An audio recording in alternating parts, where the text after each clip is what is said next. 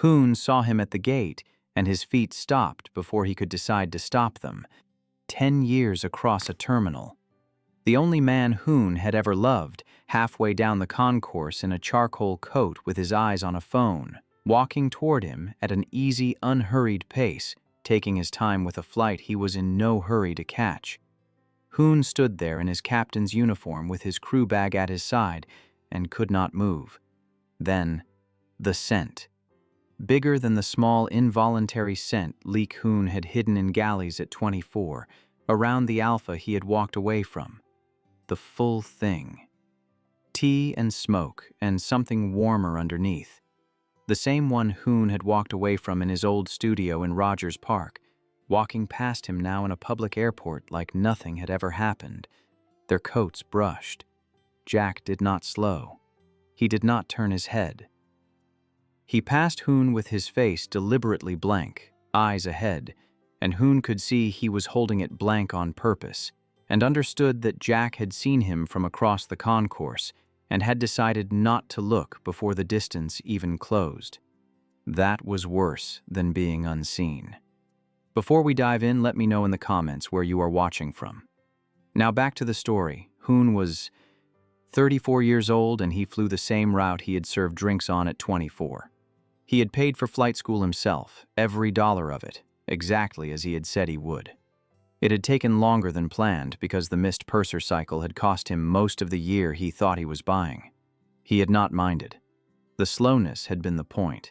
He had worked his way up through the regionals and into the airline he was at now, and a few years after that he had upgraded earlier than most, and his shoulders carried the bars he had wanted since he was a boy.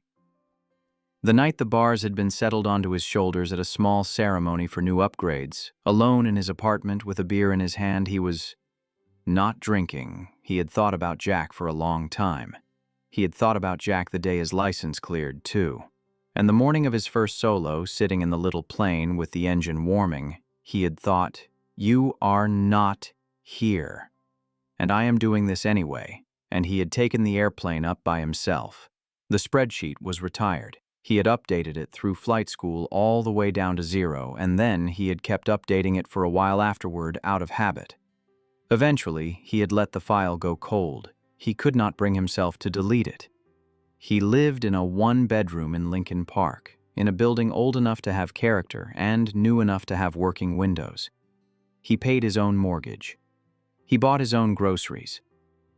He did not have a roommate, and he did not have a partner, and when he was honest with himself about it, which was rarely, he had not had a single relationship in the last 10 years that had progressed past a third date. The candidates had not been the problem. There had been candidates. None of them had made it past a second drink. Hoon had told himself the first few times that the timing was wrong, then that he was tired from work. By the 5th time, he had stopped lying to himself about it. The bracelet was in a drawer in his nightstand in the same velvet pouch it had come in, with the letter folded underneath it. He had not worn it in 10 years. He had not been able to throw it away either, and that was its own kind of answer. He had been right about the dream. He had been right about every piece of it. He had built the life he said he was going to build, brick by brick, and he had been right. He had also been alone for 10 years. The morning of the airport, Hoon had been off duty, riding home in uniform because the Union jacket was the easiest thing he owned to put on.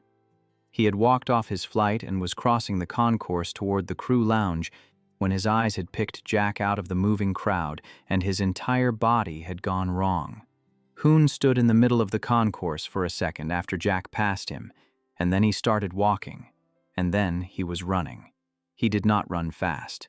The terminal was crowded and he was carrying a bag and he was wearing dress shoes, but he had spent his whole working life in airports and his body knew how to move through one. Jack was a long way ahead and at the moving walkway when Hoon got close enough to say it. "Jack." Jack did not turn. "Jack." Hoon caught up to him at the end of the walkway and put his hand on his arm. Jack stopped. He turned slowly. His face, when it found Hoon's, did not register surprise. It did not register anything at all. He looked at Hoon for a long second, blank, like he was trying to place a face he did not particularly want to place. And then, very deliberately, he looked at Hoon's hand on his arm, and Hoon let go. "Jack," Hoon said again, and the word came out smaller than he wanted it to. Jack waited. Hoon opened his mouth. Nothing came out. The captain's bars on his shoulder were no help. 10 years of preparing for almost everything that could go wrong on an airplane, and he had not prepared for this. Jack's eyes went over his face once. They did not stay. "Excuse me," Jack said, "but if you have got nothing to say, I have a flight to catch." He did not wait. He turned and walked, and he did not look back. Hoon stood there in the middle of the moving walkway with his hand still half raised. Jack's scent was on his sleeve where their coats had brushed. He did not move for a long time. When his vision cleared, he found he had been crying without knowing it.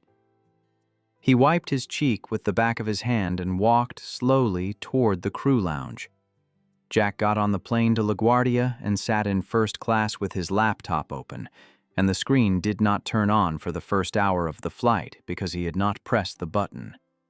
He stared at the blank screen and watched a city he had spent 10 years not coming to fall away beneath the wing.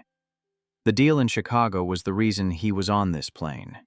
He had said yes to it because saying no would have required him to explain, out loud to a partner he had worked with for years, why he could not work in the city he could not work in.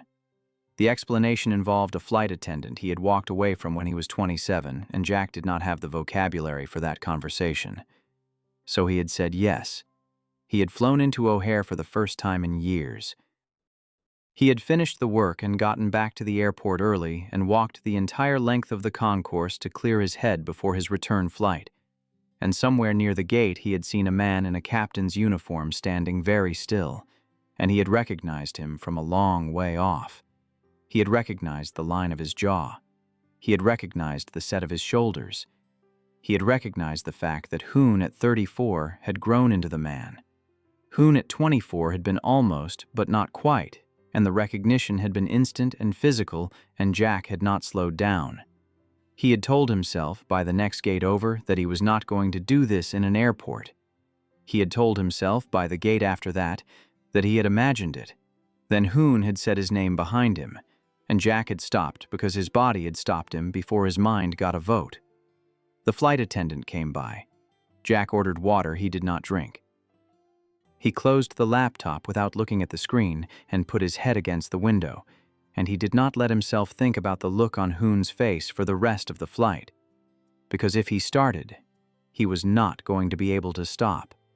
His phone rang on a Thursday evening. He was sitting in his apartment in the West Village with a deal memo he had read several times without absorbing it. The number on the screen was unknown. He almost did not answer. He answered because his thumb had moved before he could think about it, which was a thing his body had been doing more often since the airport. There was nothing on the other end at first. Jack listened. He almost hung up. "Jack." The voice was a question. Jack closed his eyes and put his hand over his face. "Why are you calling, Hoon?" "I have missed you." The words came out fast, and then he heard Hoon catch himself. I am sorry. I just saw you yesterday and Hoon, I am sorry. I do not need to hear this. I know. I know you do not. I am not asking you to, but I am asking. For one thing." "What?" "One drink." Jack took the phone away from his ear. He looked at the wall of his apartment. He put the phone back to his ear. "No. Jack, please. One drink. I will not ask for anything else. I will not ask you to come back. I will not ask for anything. I need to say one thing, and then if you tell me to leave, I will leave. I promise. I am in New York. I know where you are. I will come. I have passes." "Hoon." One drink. Jack let the silence run. The argument for hanging up was a clean one. He had been making it to himself for 10 years. The other argument, the one that lived in the part of him he did not look at directly, was very quiet and very stubborn, and would not stop wanting what it wanted. "Friday," Jack said. 8 in the evening. There is a place called Westbrook on West 4th. I will be there for an hour. If you are not there, I am leaving. I will be there. 1 hour, Hoon. I understand. He hung up and put the phone face down on the kitchen counter and stood at the window for a long time, and he did not know, when he finally moved, how late it had gotten. Hoon got to the bar more than an hour early. He had spent the entire week picking out what to wear. He had settled on a charcoal sweater Jack had never seen, dark jeans that fit him better than they had at 24, and a watch he had bought himself the week he made captain. He had cut his hair. He had not slept the night before. He had flown into New York that afternoon on a friend's flight and had checked into a small hotel a few blocks from the bar and had stood in front of the bathroom mirror practicing the things he was going to say until he was running late, and the things he had practiced had not survived the cab ride to Westbrook. He sat at a corner table and ordered a whiskey neat because it was the only drink he could remember Jack ever ordering on a first date a lifetime ago. He drank it too fast. He told himself he would slow down. He ordered another. By the third, he had stopped counting, and Hoon, who had rules about drinking before flying, and who therefore almost never drank, discovered he had no functional tolerance for whiskey. By the time Jack was due, he could feel his face. A few minutes after that, he could not feel it. He put his head down on the table for a second to clear his vision, and the table was very nice and very cool, and he stayed there. He came back to himself when a hand touched his shoulder. He looked up too fast. The room moved with him, more than rooms should. Jack was standing next to the table in a black coat with his hands in his pockets, and his face had the contained, faintly tired look Jack had used to wear on bad flights when a passenger was being a problem, and he was holding himself still by force of will. Hoon. Jack. Hoon beamed up at him. He had not meant to beam. The beam happened. You came. I said I would come, Jack said. You came. Hoon discovered he was patting the chair next to him with great enthusiasm. Sit. Sit. Sit. Sit. How long have you been here? Time, Hoon said, is a construct. Jack closed his eyes briefly. The bartender came over. Jack ordered a glass of water and the check, in the voice that did not invite conversation. He paid.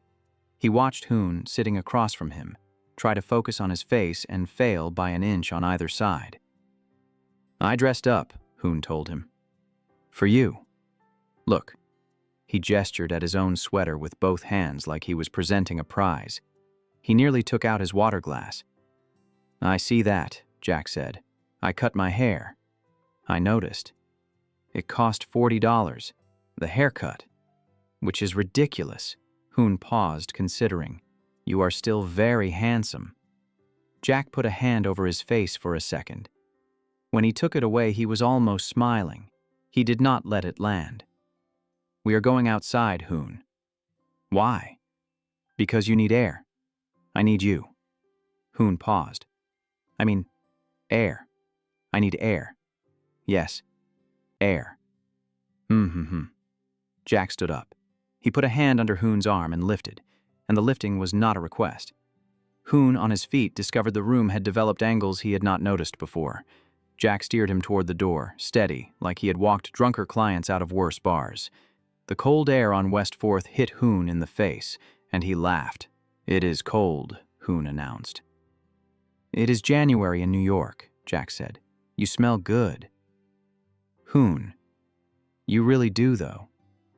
Hoon stopped on the sidewalk and turned and put both his hands on Jack's chest, palms flat. Just very, very nice. Jack looked down at the hands on his chest. He looked up at Hoon's face. He took both of Hoon's wrists gently and put Hoon's hands back at Hoon's sides. Walk. Where are we going? There is a park up the block. We are going to sit on a bench until you can stand up without holding things. I can stand up. Hoon attempted to demonstrate this by stepping back, found a curb where he had not expected one, and pitched sideways. Jack caught him with one arm around his waist before he was fully tipped, and held him there for a second longer than was strictly necessary. And Hoon, in the loop of that arm, stopped laughing and looked up. Their faces were close. Jack's expression flickered. It was gone before Hoon could read it. Jack set him upright and put an inch of distance between them. Walk. Hoon walked. He walked sideways into Jack twice, and Jack put a hand on his shoulder and corrected him each time without comment. By the time they reached the park, Hoon had his arm hooked through Jack's elbow, which Jack had not asked for and had not removed, and Hoon was telling him with great seriousness about a checklist he ran before every flight. "You are walking me through a checklist. It is important, Jack. It is not important right now. It is the most important thing I have ever done." Jack got him to the bench and sat him down. The bench was a wooden one under a street lamp in a small park, half a block off the main avenue. Jack sat down next to him, the polite distance of a man on a bus. He produced a bottle of water from somewhere. He must have picked it up at the bodega on the corner. "Drink." Hoon drank. He drank too much and a little ran down his chin, and Jack took the bottle out of his hand before he could choke on it. "Slower," Jack said. I do not drink. I have a rule about flying. You cannot. I know what the rule is, Hoon." "How?" "I read about it once." "Why?" Jack did not answer. Hoon looked at him. Jack was looking straight ahead at a fence across the path. "You read about it," Hoon said. "I read about a lot of things. About flight rules." "Hoon, were you? Are you keeping track of me?" Jack closed his eyes. Hoon was, for one swimming moment, almost lucid. He looked at Jack's profile in the street lamp light, the small line between his eyebrows that he had not seen in 10 years, and had also, if he was being honest, never stopped seeing, and he felt his own face break. "I made captain," Hoon said. "I saw the bars." "Did you know?" "Yes." "How did you know?" Jack did not answer. Hoon's mouth opened. He could not get any sound out for a second. "How did you know, Jack?" "I am calling you a cab," Jack said. "Where are you staying tonight?" "You knew." "I am ordering the cab." "You knew I made captain." "Hoon." "The hotel." Hoon told him. He told him because his body still obeyed Jack's voice. Jack stood up and walked a few steps away with his phone, and while he stood there with his back to the bench, Hoon watched the line of his shoulders and thought, "He has been keeping track of me for 10 years, and he was not going to let me see him do it." Hoon did not stand up. He had used up his standing up for the night. He sat on the bench with his hands flat on his thighs and waited, and when Jack came back he held out a hand and helped Hoon up, and his hand was warm, and his other arm went around Hoon's waist again to keep him from listing. And Hoon, half a head shorter and a great deal drunker, leaned the wrong way and ended up with his face against Jack's collarbone. Jack stopped moving. "Hoon, you smell the same. Walk to the curb." "You do, though." "Hoon, I missed it." Hoon spoke into Jack's coat. "I missed you. I have a drawer. I kept everything. I am sorry." Jack did not move for a long second. Then his hand came up and cupped the back of Hoon's head, briefly, and then he peeled Hoon off him and walked him to the cab. The car was a black sedan with its hazards on. Jack opened the back door. He stood beside it with one hand on the top of the frame, and Hoon, who was about to get in, stopped because Jack had stood beside his own car door exactly like this on a sidewalk in Chicago a lifetime ago, the night he had driven a flight attendant home from a first date. He turned. His foot caught on the curb. He pitched forward. Jack caught him. The catch was the same. One arm at the small of his back, the other braced against the door of the cab behind Hoon, the whole weight of him between Hoon and the metal. Hoon's face came up as he caught his balance, and Jack's face was right there, close enough that Hoon could see the gray at his temples that had not been there at 27, close enough that the scent was at full strength again. And Hoon, before he understood what was happening, found that his mouth was on Jack's. It was not really a kiss. It was a brush, mouths touching and neither of them moving. Hoon's eyes were open. So were Jack's. For a second, then a second longer, neither of them did anything. The cab driver tactfully studied his steering wheel. The cold wind off the avenue moved Jack's coat against Hoon's leg. Hoon could feel the exact pressure of Jack's hand at his lower back, the same place it had been on a turbulent plane on a Wednesday afternoon when Hoon had been 24 and had not known what was about to happen to his life. Jack's eyes were not flat anymore. They were the most awake Hoon had seen them all night. Then Jack closed his eyes, took a slow breath, and stepped back. Hoon could not breathe. He could not look at him. He got into the cab so fast he did not know if he had said goodbye. He turned in his seat as the car pulled away, and Jack was still on the sidewalk, one hand on the lamppost, watching the cab go, and his face was not blank anymore at all. Hoon woke up on the floor of the hotel bathroom with a headache that made it hard to see straight, and spent a long minute trying to remember where he had left his shoes before he understood he was wearing them. He drank water. He stood under the shower until the water turned. He looked at himself in the mirror with his hair wet and the gray now beginning at his own temples. And he thought, very simply, "What did you do?" His phone, on the dresser, had a single text from the contact he had never been able to delete. "Are you all right?" Hoon sat on the edge of the bed and read it more times than was reasonable. He typed, "Yes, I am sorry," and deleted it. He typed, "I am sorry, I am sorry, I am sorry," and deleted it. He sent, finally, "I am all right. Thank you for getting me home. I am sorry."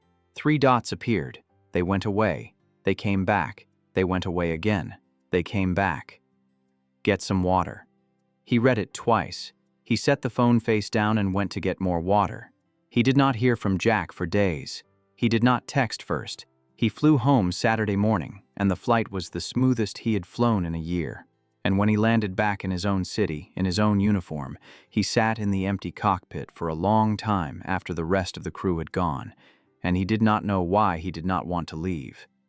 He was on his couch in the clothes he had flown in when his phone buzzed. "I am in Chicago Tuesday for a meeting. Coffee at 3. There is a place on Wells with a green awning. Yes or no?" Hoon typed yes before he let himself think about it.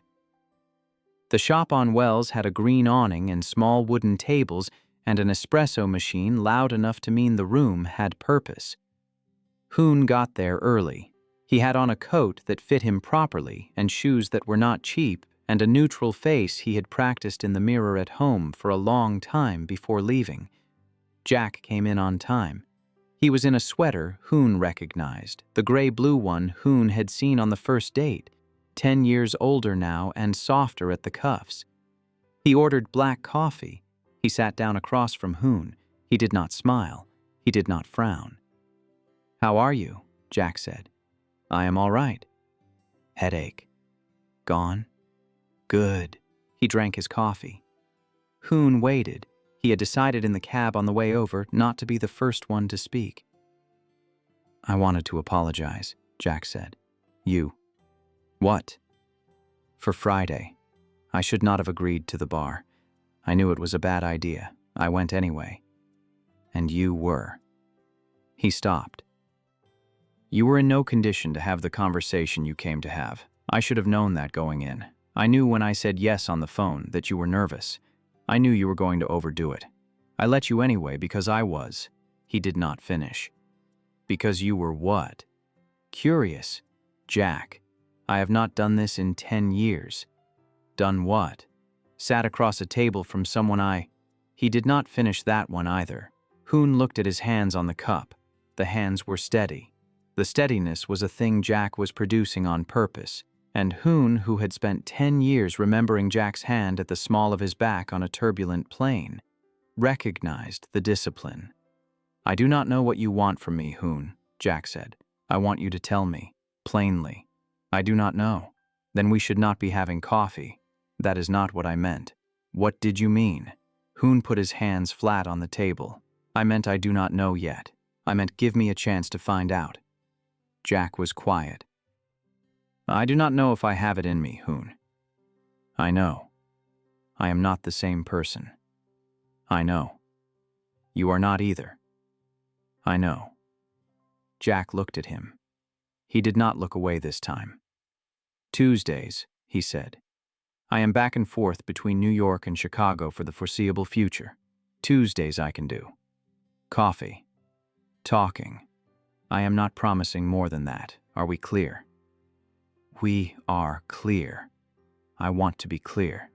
You are. Okay. He drank the rest of his coffee. He did not get up immediately. He sat at the table a moment longer, and when he finally stood, he looked down at Hoon with a face Hoon could not entirely read, and then he nodded once with a small finality that did not feel final, and he walked out. Hoon stayed at the table. He drank his own coffee. He watched the door for a long time. The Tuesdays began. Hoon had expected some version of dating. What he got was different. Jack came to the coffee shop on Wells. He ordered black coffee. He stayed a little longer each week. He did not flirt. He did not touch Hoon. He did not pay for Hoon's coffee, and Hoon, for that, had no words for the gratitude. Jack asked questions instead, real ones. He asked Hoon about the first solo and what it had felt like, and whether the wanting had been everything Hoon had hoped. And on the third Tuesday, when Hoon told him that the worst part of the first solo had been not having anyone he wanted to call afterward, Jack listened with both hands flat on the table. And at the end, when Hoon's voice cracked and he had to stop, Jack reached across the table and put his hand on Hoon's hand for a beat and took it back. I am glad you got to do it, Jack said. Hoon could not answer. He nodded. A few Tuesdays later, it was raining hard. Hoon had flown a long flight that morning, gotten in late, and had texted Jack at the gate that he might be a few minutes late to coffee. He had not seen Jack's reply because his phone had stolen his attention with a delayed bag. By the time he got out of the parking garage and over to Wells, he was well past late, and when he came in soaked and apologizing, Jack was sitting at their usual table with his coat over the chair across from him. An untouched cup of black coffee in front of his place and a second cup steaming under a saucer kept warm. Hoon stopped in the doorway of the shop. He looked at the cup that had been kept warm for him. He looked at Jack, who was reading something on his phone.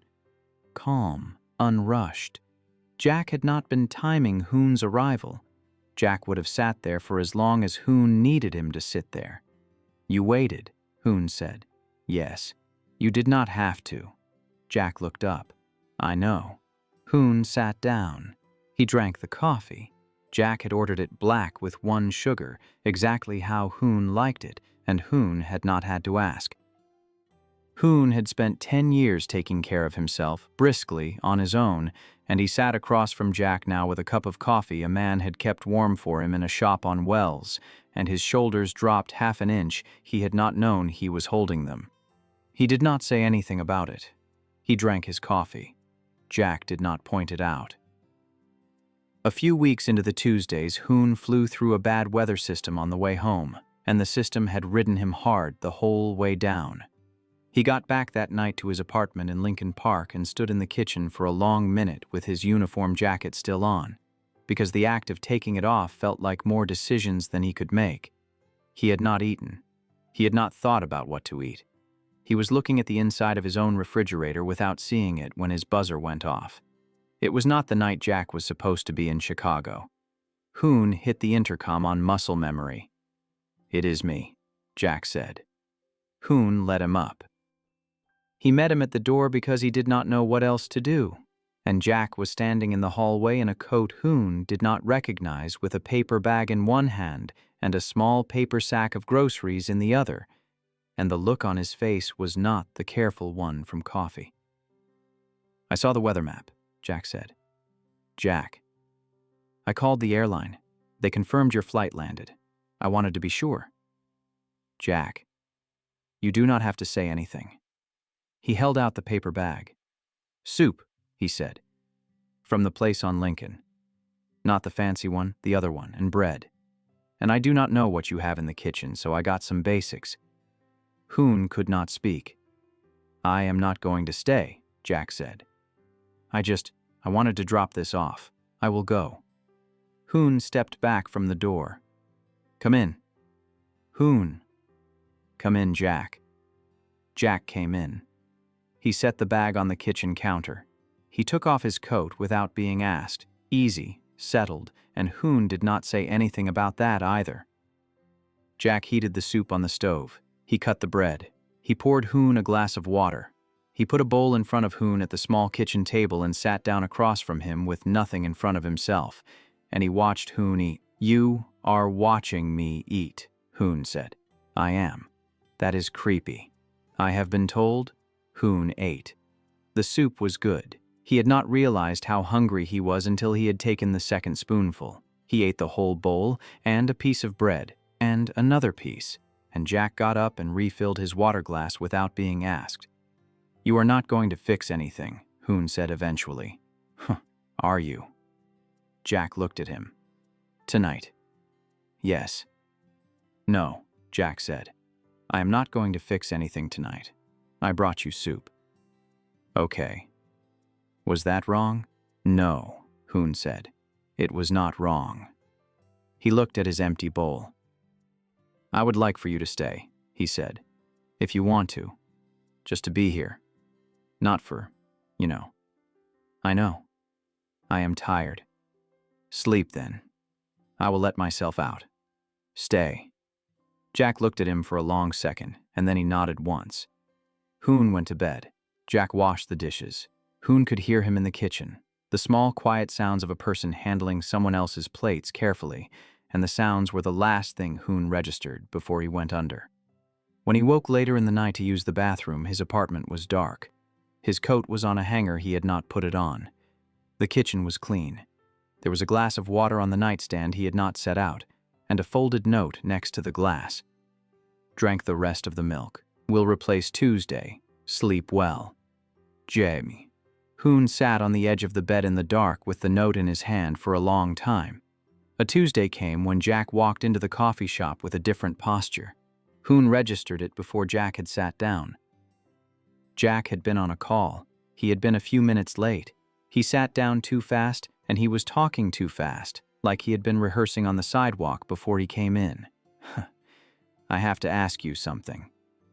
"Okay." "Are we going to talk about it?" Hoon looked at him.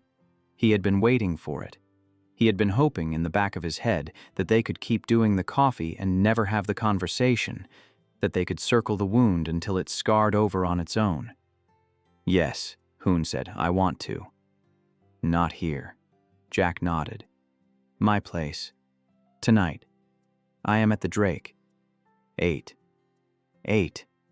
The Drake was a hotel Hoon had walked past every week for 10 years and had never been inside.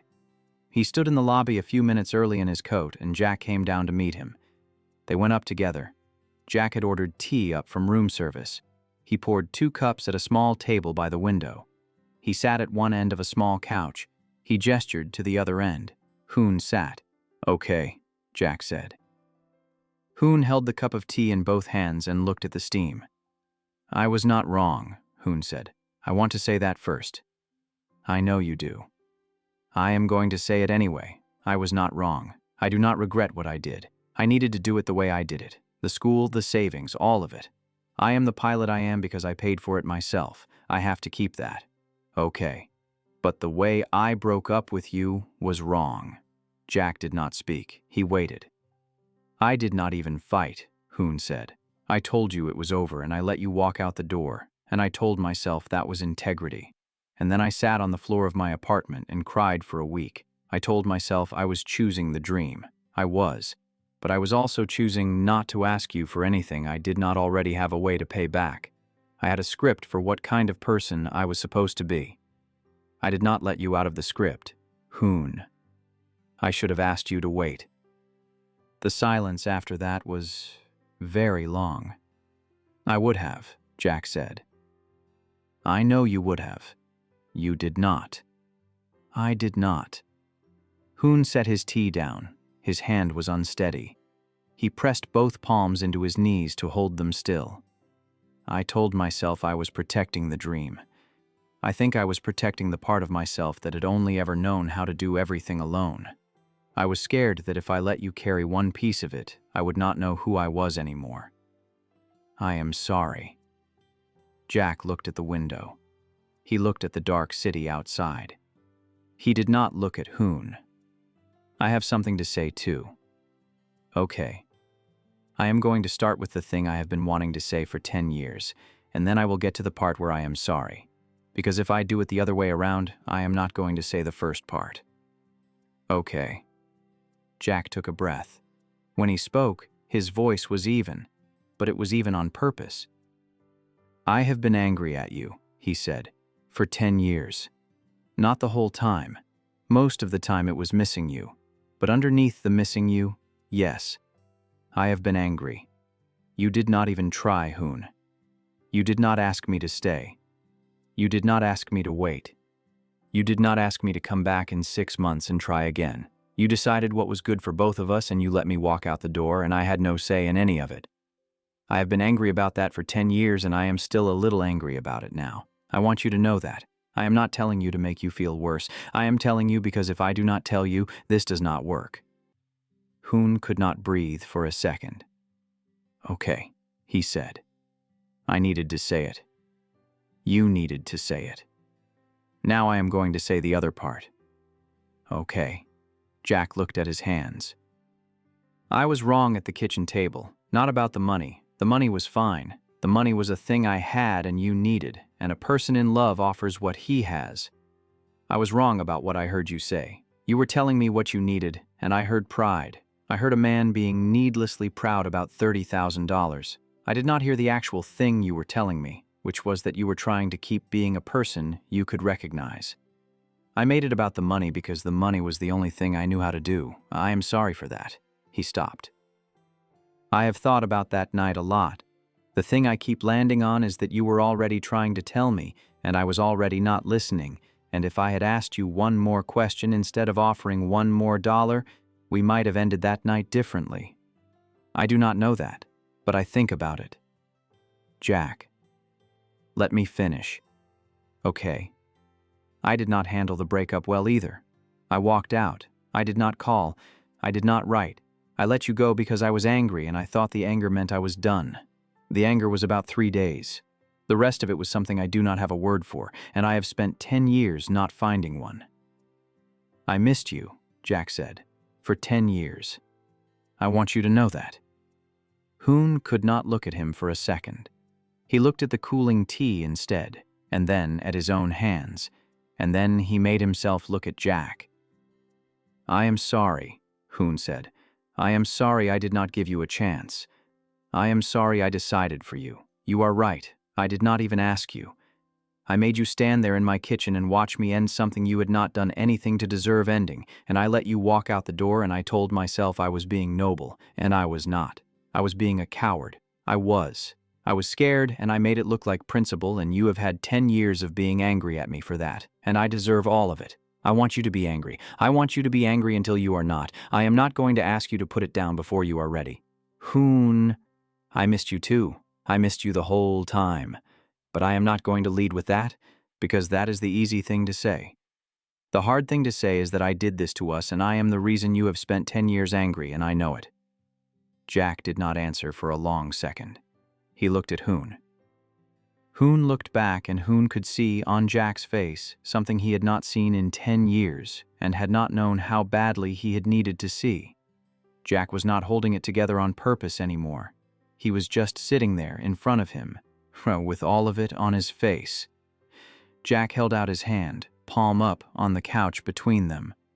Hoon put his hand in it. Jack closed his fingers.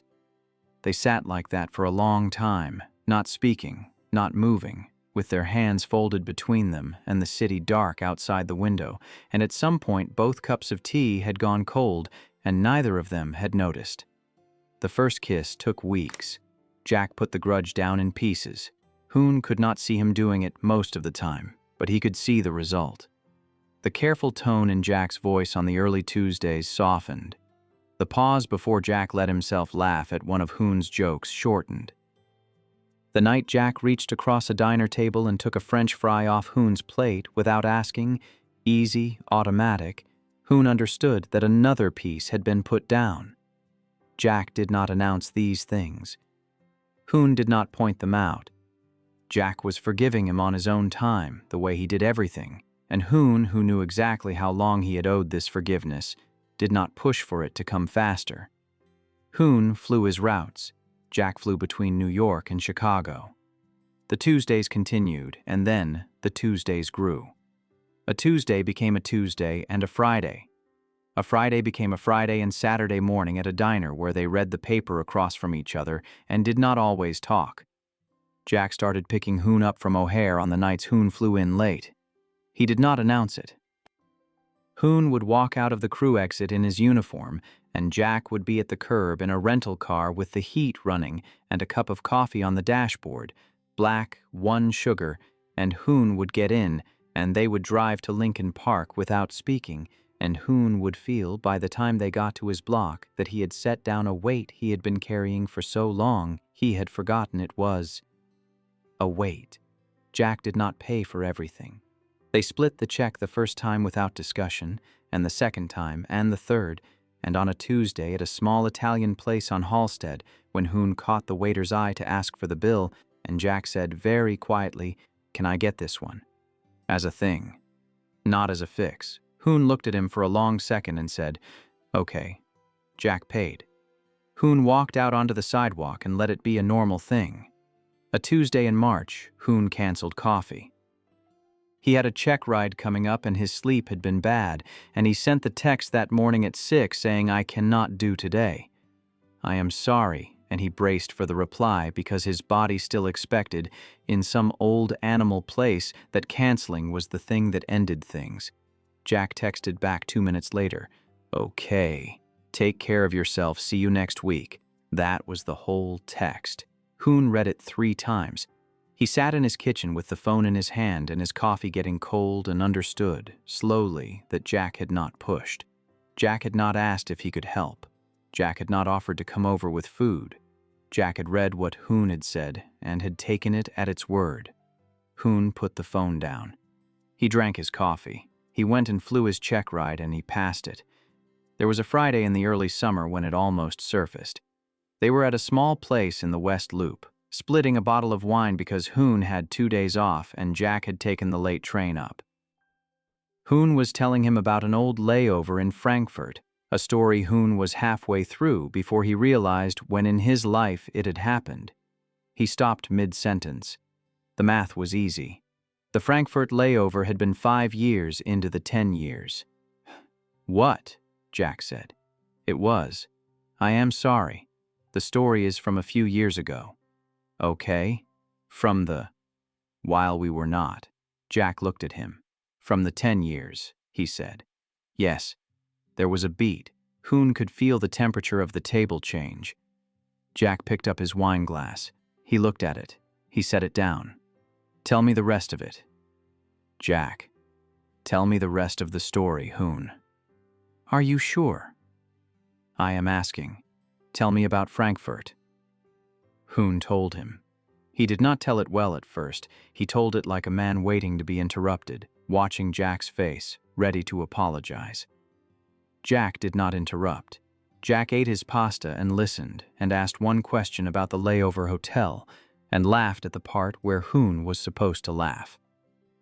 When Hoon finished, Jack was looking at him with the same easy, unguarded face he had worn in the cab, driving home from a movie 10 years ago. "That is a good story," Jack said. "You did not have to." "I did, though. I did have to. I am not going to spend the next 30 years with you, flinching every time you remember a part of your life I was not in. You had 10 years. I had 10 years. We are going to talk about them. I am not going to be careful around them forever." Hoon could not speak for a second. "Thank you," he said. "Yes. I will tell you about Frankfurt some more sometime." "I would like that." He picked his wine glass back up. He drank from it. The temperature of the table had come back. It was an October Tuesday when Jack walked Hoon home from dinner along the lake, and the wind off the water cut through Hoon's coat, and Jack, without saying anything, took off his own coat and put it around Hoon's shoulders, the same gesture from a different lifetime, and Hoon laughed. "You will be cold," he said. I am fine. Jack. Hoon. It was the same exchange. Hoon stopped on the path under a street lamp by the lake and looked at him. Jack's face had aged by 10 years in some places and not at all in others. The small line between his eyebrows was still there. He still took care with how he put a coat on someone. Hoon stepped into him. He put his hands flat against Jack's chest, palms flat, the same gesture he had made on the sidewalk outside Westbrook months ago. Only this time he was sober, and this time he kept his hands there. He looked up. Jack took his face in one hand and kissed him. It was not the brush at the cab door. It was a slow kiss in October on a path along the lake, with Jack's coat warm around Hoon's shoulders, and Hoon's hands closed in the front of Jack's sweater and held on. Jack made a sound in his throat that was not a word. He kissed Hoon until he was done, and then he pulled back enough to look at him. Hoon's forehead came to rest against Jack's. They stood there, breathing. A jogger went past behind them. Neither of them noticed. "Okay," Hoon said. "Okay. I needed to know." "Know what?" "That you are still." "Yes," Jack said before Hoon could finish. "I am still." The first time was a Sunday afternoon. Hoon had a 4-day off. Jack was in town, not for work, just there, because Hoon had said I have 4 days on a Tuesday, and Jack had moved a meeting to a video call and come to Chicago instead. They had spent Saturday walking through neighborhoods Hoon had only flown over for 10 years. They had eaten badly at a diner Jack would never have been seen in at 27. They had come back to Hoon's apartment and watched half a movie, and Hoon had put his head on Jack's shoulder. And Jack, who had once sat through an entire credit roll without moving because he did not want to wake the man asleep on him, did not move. Sunday afternoon was raining. They were on Hoon's couch with the curtains half drawn. Jack was reading something on his phone. Hoon was watching him read. He had been watching him read for several minutes before Jack noticed. "What?" Jack said. "Come here." "I am here." "Come here." Jack put the phone down. He looked at Hoon. He read whatever was on Hoon's face, easily, like he had been reading Hoon's face for months, and he put the phone face down on the coffee table. Then he came across the couch. He took Hoon's face in both hands and kissed him. Slow, the same as the lakefront kiss, and Hoon, who had spent 10 years not being touched, made a small sound against his mouth, and Jack felt it and pressed him back into the couch cushions. It was very quiet. The rain on the windows was the loudest thing in the apartment. Hoon's hands found their way up under the back of Jack's sweater, palms flat against his back, warm skin. Jack's mouth moved from Hoon's mouth to his jaw. His hand was in Hoon's hair. He lifted his head once to look at him, and the look on his face was the look from the cab door, only this time he did not pull back. He pressed his weight down just for a second, and Hoon made a small sound he had not made in front of another person in 10 years. Jack heard it. He stood up. He pulled Hoon up with him and walked him backward toward the hall without stopping kissing him, and Hoon went where Jack moved him. They got to the bedroom by degrees. Hoon's hands were unsteady on the buttons of his own shirt, and Jack's hands closed over his and finished the buttons for him. The bed was unmade because Hoon had been sleeping on it. Jack laid him down on it. He kissed the line of Hoon's collarbone. He kissed the inside of Hoon's wrist where the bracelet used to sit, and Hoon, who had pressed both his hands to his own face for a second to keep his composure, took his hands down and looked at the ceiling and let his eyes fill. Afterward, Jack lay on his side and traced one finger down the inside of Hoon's wrist, the same place he had kissed, and Hoon, who had not put the bracelet back on his wrist and did not yet know if he was going to, understood that Jack had noticed its absence and was not going to mention it. Hoon got up in the dark. He went to the nightstand. He took the velvet pouch from the drawer and the letter from underneath it, and he came back to the bed. He put the letter in Jack's hand. He set the bracelet on the nightstand on Jack's side. What is this?" Yours. To do whatever you want with. Jack turned the letter in his hand. He did not need to read it. He must have known what it was the second Hoon put it in his palm, because his fingers tightened on it, visibly, even in the half-light. You kept this. Of course I kept it. Hoon. I never threw any of it away. I never could. I kept it in a drawer. I moved twice, and I took the drawer with me both times. Jack set the letter on the nightstand beside the bracelet. He lay down on his back. He pulled Hoon against his chest, and Hoon, who had been bracing for 10 years for the conversation that had just happened, went limp against him. I love you, Jack said into his hair. I want to say it. I have not said it in 10 years. You are saying it now. I am. I love you too. I know. You knew. Yes. In the morning, Jack picked up the bracelet from the nightstand. He sat on the edge of the bed where Hoon was still half asleep and lifted Hoon's wrist, and Hoon, watching him through one eye, did not pull his hand back. Jack fastened the clasp himself. There, Jack said. Hoon went back to sleep with the bracelet on. The next months were not quick. They were not supposed to be. Jack split his weeks between New York and Chicago, and the partnership track in his firm was a problem he was working on quietly, and he had stopped pretending the work would let him keep doing what he had been doing. Hoon noticed. He did not push. Jack would tell him when he was ready, and until then Hoon had a job to do and a life to live. And a man on the other end of the phone he could call whenever he needed to. It was the part Hoon had not expected. The being able to call. He had spent 10 years not having anyone to call after a long flight, and now he could call, and he sometimes did, and Jack always picked up, and they would talk about nothing for 15 minutes, and Hoon would feel the day come unwound from around his shoulders. A Tuesday in May, Jack came up the steps of Hoon's building with 2 bags of groceries, and stopped in the doorway and did not come in. What? Hoon said. I picked these up on the way. I should have asked first. Do you want me to take them home with me? Hoon looked at the bags. He looked at Jack standing in the hallway holding them like he was prepared to walk back down the steps with them. What is in them? Hoon said. The thing for the pasta. And bread. And the lemons you like. Come in, Jack. You are sure? I am sure. Come in. Jack came in. He set the bags on the counter. He started taking things out slowly, watching Hoon's face for the second when he should stop. And Hoon, who had spent 10 years buying his own lemons, sat down at the kitchen table and watched a man he loved put groceries away in his apartment with the careful attention of a man who had decided at some point that the asking was the thing. Thank you, Hoon said. Yes, Jack said. He kept unpacking. The bonding came on a Tuesday in June.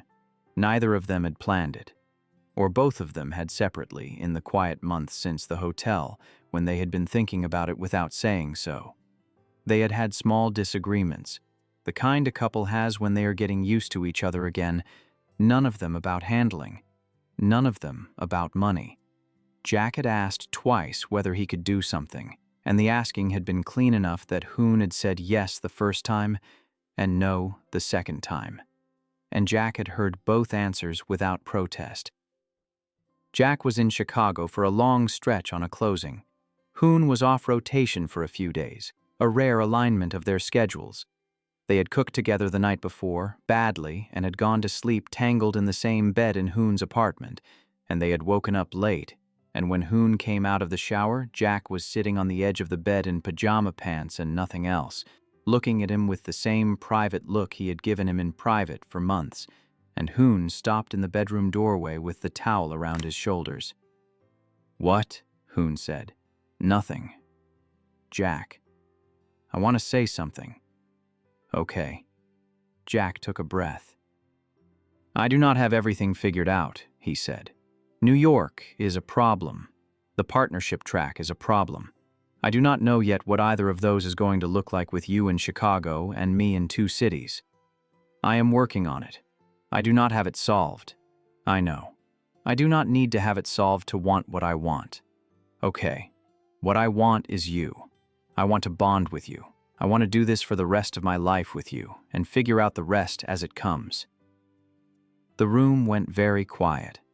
Hoon walked across the bedroom in his towel. He sat down on the bed beside him.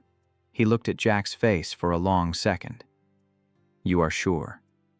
"I have been sure for a year, Hoon." "You have not said." "I have been letting you set the pace." "I am setting it now," Hoon said. He pulled the towel off his shoulders and let it fall across his lap.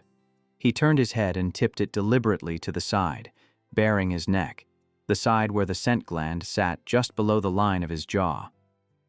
He had not let anyone close to that part of him in his life. He had not, until this moment, been entirely sure he ever would. He did not say anything.